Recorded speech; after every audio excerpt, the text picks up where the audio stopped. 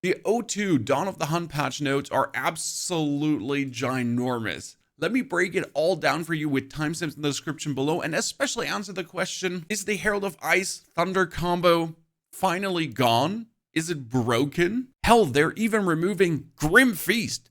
Grim Feast, everyone is playing this on almost every build.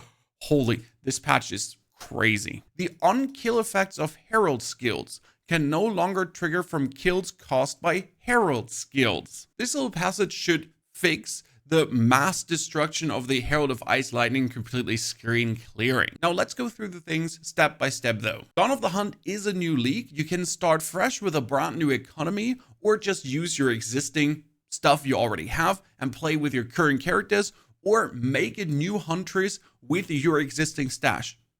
However you feel like. Due to changes to the passive tree, you might get a complete refund on your whole passive tree and actually have to redo it because a lot of nodes are different now. New content we're getting is the Huntress with the 2 new ascendancies. We get the Smith of Kitava Tactician Lich, 25 new skills, primarily spear skills, 100 new support gems, 2 new item classes, spears and bugglers, and then the 100 new uniques with 8 new endgame maps, 4 unique strongboxes, 12 rogue exiles, the Asmarian wisps, and 15 new socketable items with new modifiers that you can craft onto your items from the Asmarian wisps. This is all known already, but what's happening really to the game? What's being patched? We now have areas of corruption in our atlas that have a corruption nexus, and at that corruption nexus, you'll also be fighting always a boss. These corruption nexuses also need to be cleared for your atlas passive skill points. Corruption areas are now not always +1 area level as they used to be. There are way more modifiers and way more fun to be had over there.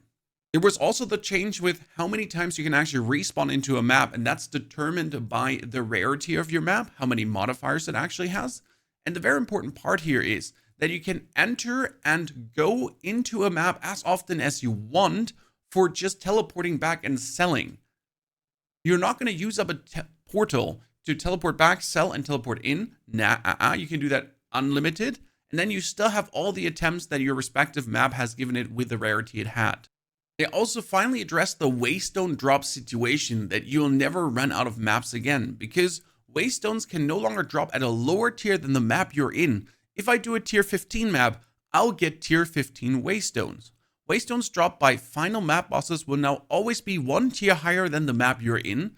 If I do a 1, 2, 3, 4, and so on. So if I do a tier 14, I always get a tier 15. I can really, like with 15 maps pretty much, end up from tier 1 to tier 15 in one go. Final map bosses and the final naturally occurring rare monsters in tier 1 maps have a 100% chance to drop a waystone.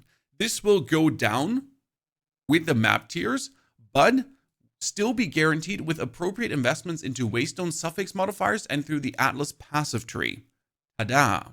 Doriana also now has up to 10 waystones available to purchase either at tier 1 or 1 tier below your highest completed tier. So I can buy tier 14 map from Doriana if I accidentally died, if I have done a tier 15. Oh, interesting. The recombination feature coming from the expedition bosses was slightly altered. Now you can select mods on 2 items, hoping to get the best elements of each one in a single item. But as you select more mods, the chance of success decreases. If you're not successful, the item will be destroyed. This will be unlocked as you complete your first expedition and requires artifacts found during the expeditions to fuel it. Which means maybe take only 2 instead of all 4, like all projectiles and physical damage, and then hope it actually works instead of trying to get the perfect item, the semi-perfect item, and then chaos orb a bit. Maybe? For the passive tree, the most notable changes that we get areas for Asmarian wisps now, and they added more notable passives and reworked some existing ones to make available choices more interesting. Also, you get 40 Atlas passive skill points instead of 30. Great. We'll have to discover this as it's then fully released to see where the pathing is going to be taking us. Now to the player changes, and these are significant and some things are not so nice, like freeze now builds up roughly 48% slower on enemies. That's straight up a nerf to the monk who's been going for ice drag and building up a lot of freeze and then having your Herald of Ice pop. Players' base ailment threshold is now half of maximum life. It used to be all of maximum life, which means you get frozen faster, burn faster. Yikes. Presence is now base radius 4 meters instead of 6 meters. Things have to stand closer to you to get influenced by you.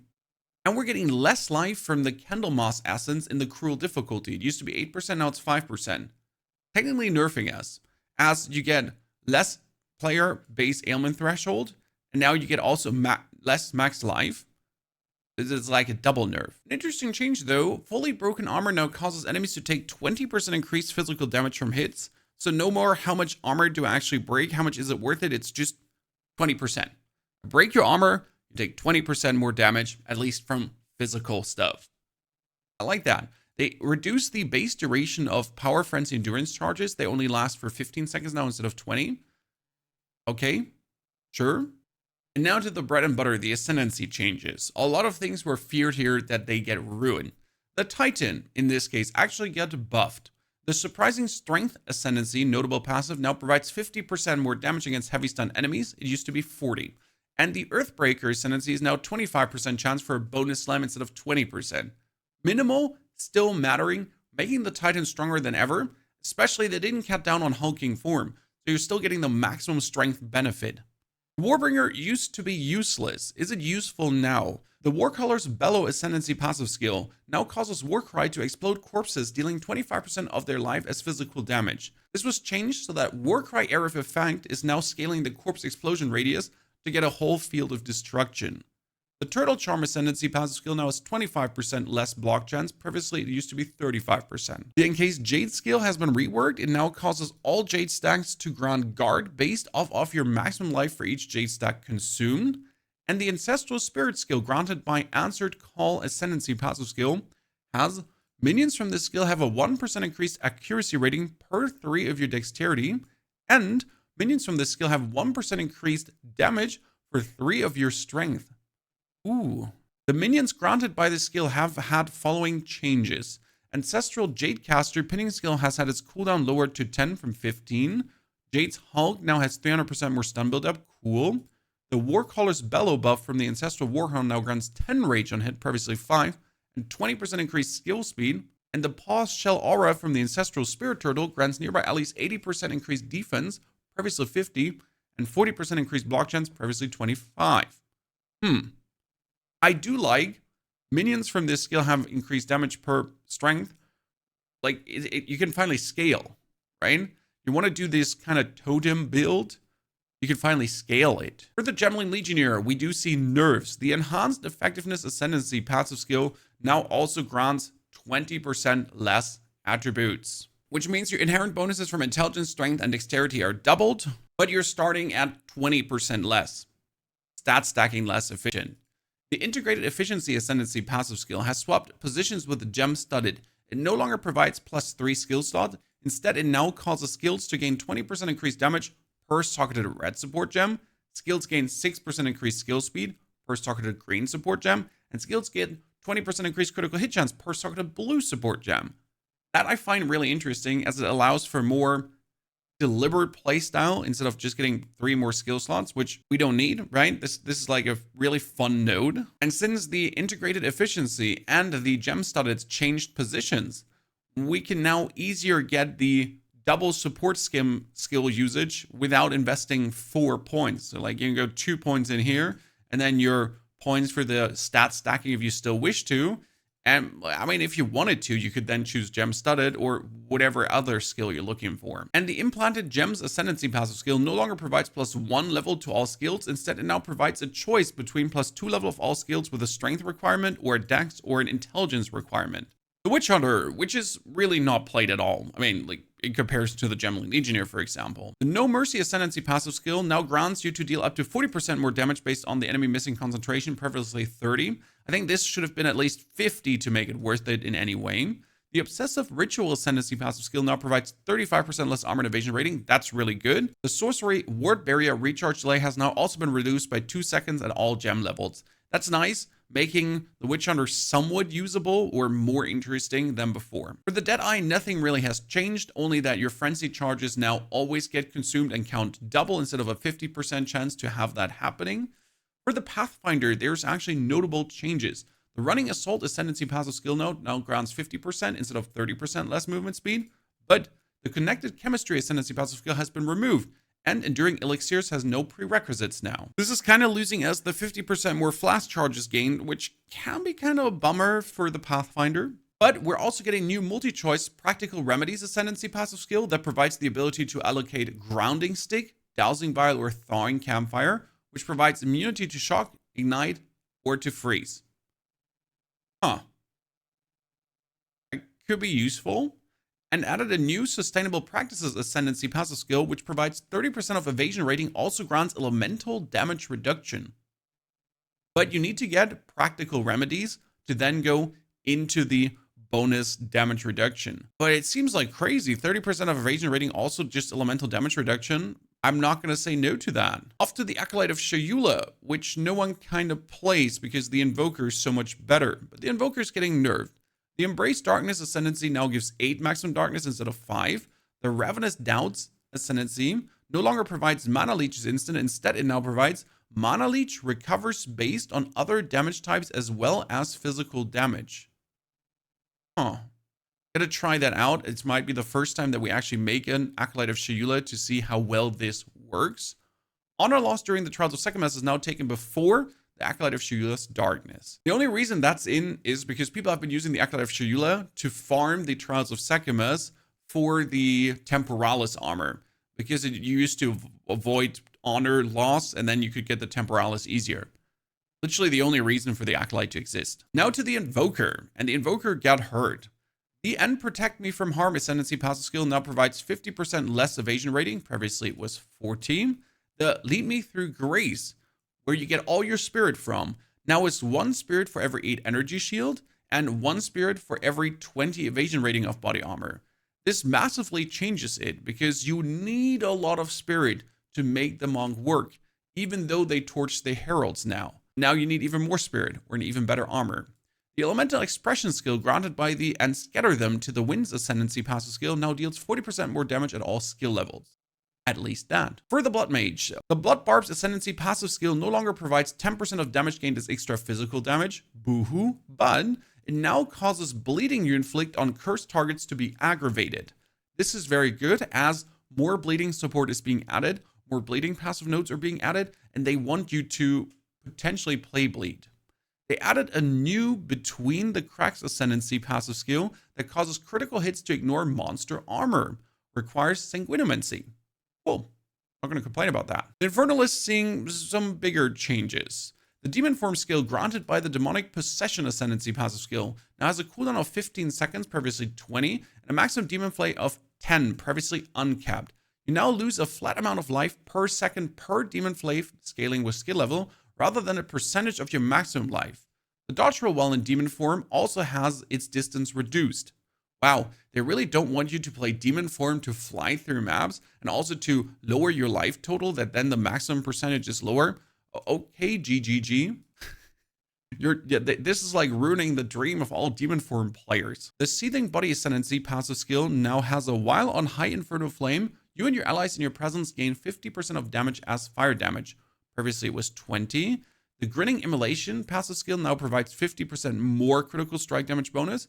That used to be 30, that's good. The Pyromantic Pact Ascendancy passive skill now causes 50% of Infernal Flame to be lost per second if none was gained in the past 2 seconds. Well, that used to be 10% only. Wow, okay. The Bringer of Flame Ascendancy passive skill now causes all damage from you and your allies in your presence to contribute to Ignite Chance and Magnitude. Instead of providing, while not on low Infernal Flame, all damage from you and allies presence contributes to that. Okay. It's now just fixed. You don't need to be on Infernal Flame. You just straight up do more Ignite.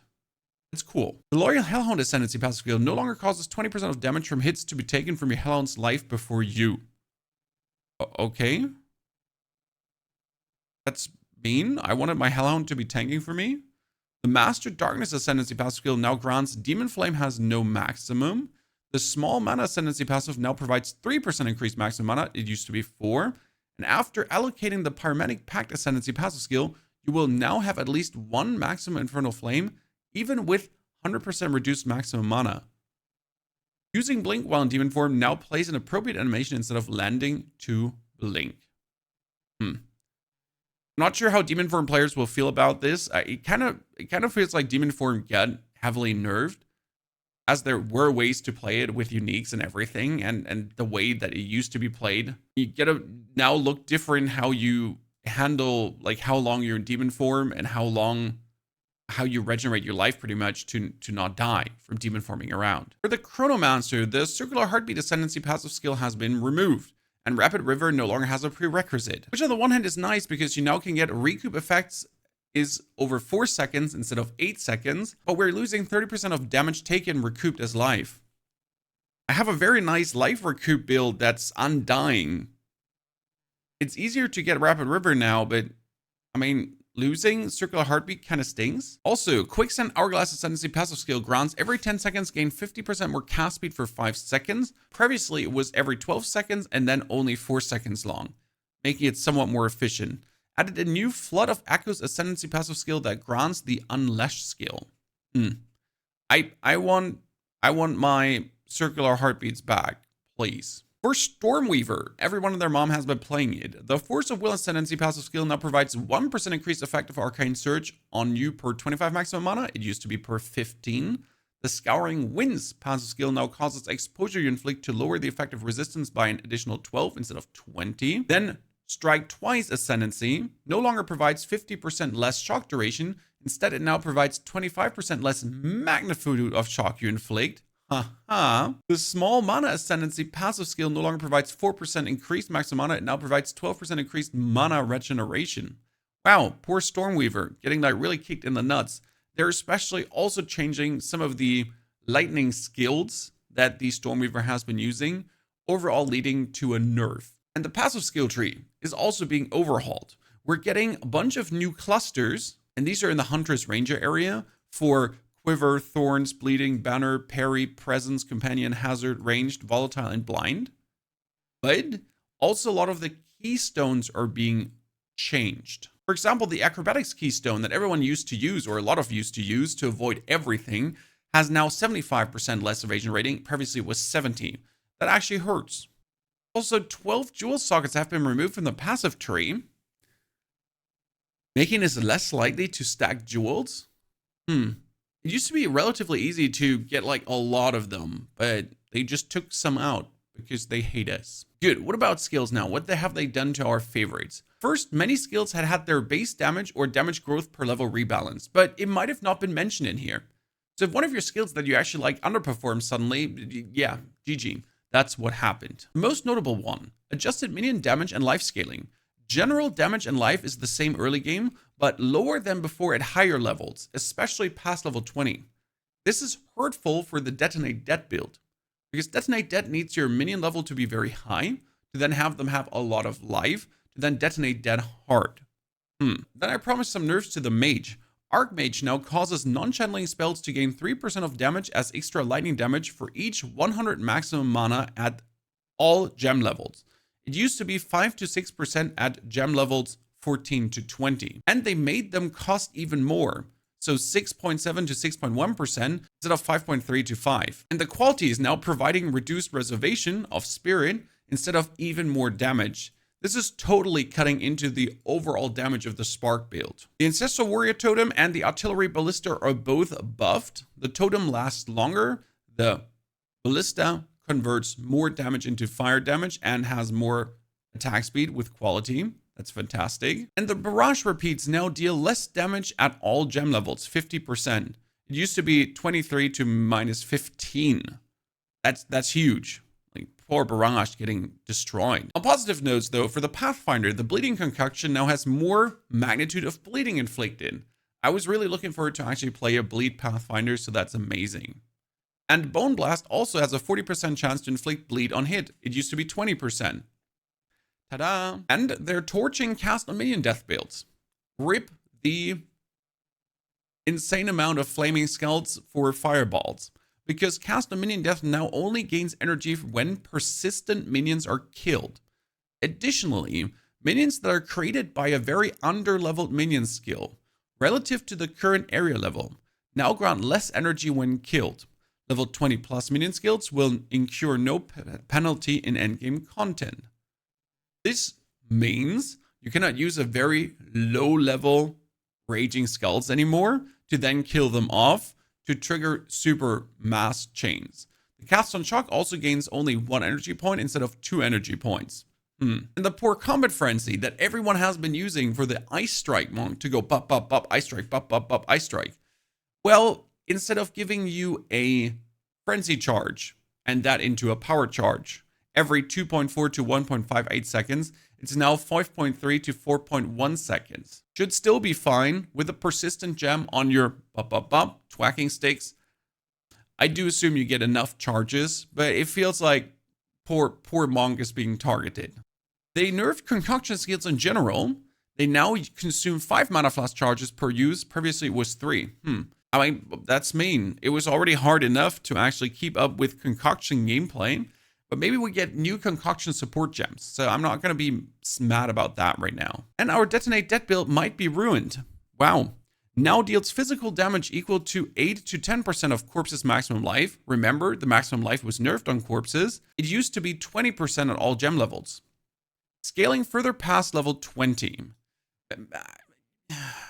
I mean, maybe we can get it all the way up now, because we used to use a low-level Detonate Dead, since this was a fixed value.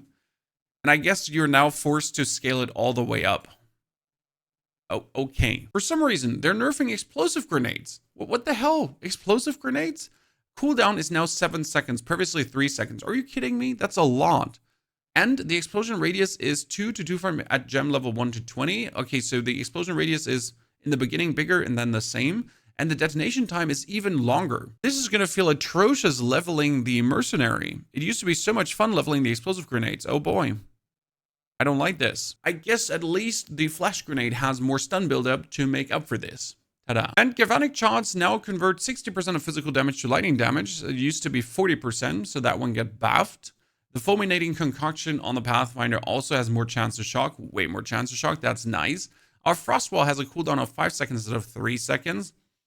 That shouldn't influence the build unduly. So the Frostwall, Firewall, Explosion fun. Grim Feast can no longer be engraved. What? Existing Grim Feast gems have been disabled. We aim to rework Grim Feast in the coming feature. What? Almost every single build in the game is playing Grim Feast to keep your energy shield topped up. And they just took it out. I can see many people being absolutely stunned by this. And they completely changed Hammer of the Gods. What the hell? Hammer of the Gods no longer has a cooldown, but now requires 20 glory to use. Glory is a resource that gets built up by heavily stunning enemies. The amount of glory gained is based on the stunned monster's power. Quality is now impact radius. Previously, it was increased cooldown recovery rate. Okay, maybe this is a good change. What happens if I have 60 glory? Can I store like 100 glory and then just spam the Hammer of Gods? I guess not. Probably if I have 20 glory, then I have to use it and then I'm back to 0.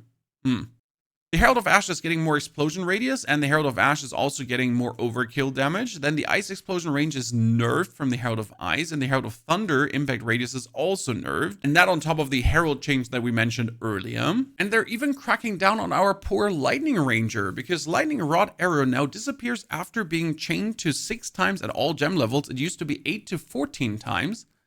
Arrows now take 1 second to charge up before releasing a lightning burst when chained to. Lightning arrows that chain to lightning rod arrows cause the pulse to happen instantly instead of needing to charge up. Then the Perfect Strike get kind of buffed, kind of nerfed. The attack speed is lower, okay, and it doesn't always ignite. But Perfect Strike now also deals damage in a wider area close to the player, so that you don't have these weird misses with it anymore.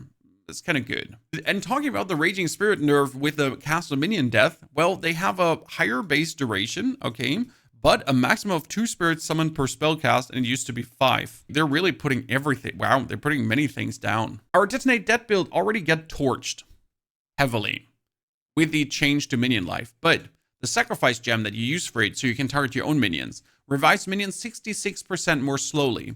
That used to be 37%, and you could get it down all the way to 31%. Oh, hiya. Goes all the way up to 60% more slowly. Why are you doing this to me? And the Skeletal Brute's quality does not give them more maximum minion life. because that would also be too OP with the Detonate Dead. Wow, they pretty much just killed the Detonate Dead build completely. And for the Spark Mages, Spark now fires 4 to 9 projectiles at gem levels 1 to 20. It used to be 6 to 14. And it no longer has 20% increased projectile speed. Quality now provides bonus projectile speed instead of bonus projectiles. Good riddance, Spark. You get hit hard. Which brings us to the Tempest Bell and the Monk.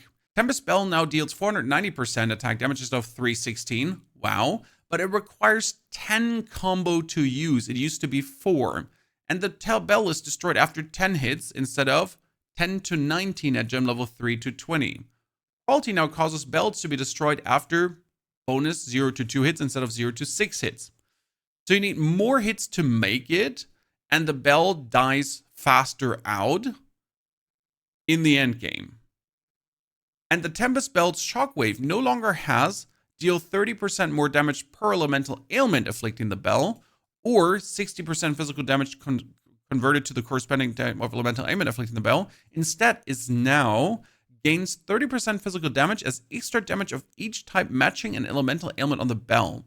Also now deals of attack damage at gem level. Previously it was up to 211%. Poor Monk. Damn. Tempest Bell can now only trigger a shockwave every 250 milliseconds. This value is a strict limit, not a cooldown. As such, it cannot be modified by cooldown recovery modifiers, which means there's a limit to how much attack speed you can have, probably countering the super stat stackers. Tempest Belt's limit on number of belts placed is now shared between different copies of the skill. No more using more Tempest Bell skills to summon more Tempest Belts. And then the on-kill effect of Heralds can no longer trigger other Heralds, so this is just hardcore, yeah, poor Monk. Poor Monk. For support changes, it's mostly nerfs. Either less damage or that the cost multiplier is higher. Why do they increase the cost multiplier? Because they decrease the cost multipliers later if you overlevel the gem, over level 20. So for some reason, everything needs to cost more. Apart from close combat, there's the cost multiplier lowered. Otherwise, things just seem to be going up. Something like Magnified Effect that we love to use has less area of effect now. And the beautiful Window of Opportunity that was used to have a perfect strike, perfect striking now deals, instead of 50%, only 35% damage. And the shorter perfect timing window is like, damn. They made the perfect timing window even shorter, so you need to be even better in perfect time hitting. Then the Scattershot support that's used on every projectile skill that used to have supported skill deal 20% less damage is now 35% less damage. Holy moly, everything is going to be slower. A lot of the uniques are being changed as well, and the biggest change being that they have worse outcome chances. For example, Astrumentis, that gave you 80 to 100 to all attributes, can now be 50 to 100 to all attributes. You pretty much have a chance to get a worse version of it. And the Everlasting Gaze unique that causes you to gain 4 to 6 of maximum mana's extra maximum energy shield used to be 20 to 30%. Yeah, that's the difference. So it used to give you 20 to 30% of your maximum mana as extra maximum energy shield. Now it's 4 to 6. Holy moly. And I guess the most mattering change is the Ingenuity belt. It no longer has 40 to 80% increased bonuses gained from equipped rings. Instead, it now has 20 to 30% increased bonuses gained from equipped left ring, 20 to 30 increased bonus gained from equipped right ring. It also has plus 1 to 2 charm slots and increased charm charges gained and reduced charm charges used. Wow. You can't even use the Ingenuity Bell with a new Ascendancy that has 3 rings because it is only left and right ring, and it does not take into account the third ring as well. Well, it's still good Ingenuity, but it's not like OP anymore. It used to be 40 to 80, now it's 20 to 30. That's a massive nerf. Now to the good change, though. Good things are happening. Jeweler's Orbs now set a skill gem to the specific number of supported gem sockets, which means if I use a perfect Jeweler's Orb, if I use the one that gives you straight away 5, then I'm going to skip over the 4. I'm just going to get 5. I don't have to find the intermediate Jeweler's Orbs anymore to go for 3, 4, 5. Now I can just get the 5er and then boom, upgraded all the way. Runes now have 3 tiers and doubled the drop rate of runes, that we get more runes than ever. Clutter, yes, but at least we have more runes. I mean, I've been running out of iron runes and solo self-found consistently. And we can no longer reforge 3 runes to obtain a random rune in return. I assume you just reforge them up now. Yes, as it stands here. Lesser runes into regular runes and regular runes into greater runes. That's good. And then crossbows have their base damage increased. Woohoo! I guess, yay. Breach rings are also having less maximum quality now, and the chance for breach rings to drop has been greatly reduced, making it harder to get good. And overall, every item can roll less maximum mana to have less maximum mana stacking. It used to go up to values, I think, of 250. I think I might have seen 300 at some point, but now that's not happening anymore. You cannot get too much. And you can also get less minion skills now. Huh. Scepters can now only roll up to +4 to all minion skills. Wow. They're shooting down everything. And now a note to all the players who are playing absolutely OP broken builds. Bosses that need to perform certain actions to progress their fight will now become immune to damage if their life is brought significantly past the point at which that action should be used. This should have no noticeable effect to most players, but will prevent cases where bosses could get semi-permanently crowd controlled and prevent the fight from progressing. All monsters have 30% less armor, which makes them more susceptible to physical damage. Okay. Zarok the Trial Master has way less life, and that's great. The life of Trial Master and Zarok has been reduced. That's great, because Zarok has tons of life in the Trials of Sekhmet. Billions.